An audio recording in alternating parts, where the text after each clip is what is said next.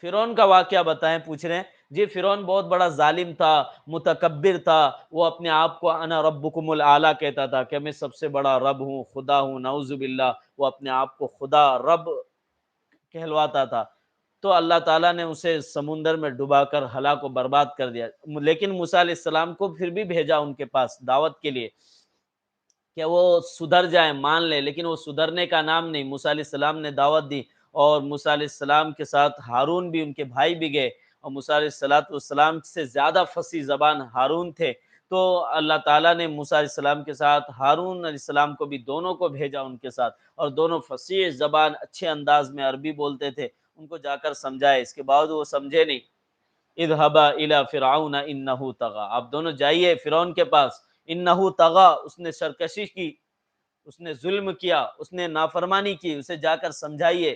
یہ ہے فرعون کا واقعہ، اور بہت سارے واقعہ۔ فرعون بہت بڑا ظالم تھا، ہزاروں بچوں کا قاتل تھا۔ پھر اللہ تعالیٰ نے انہیں ایک ہی بار پکڑا، اور جب آخری وقت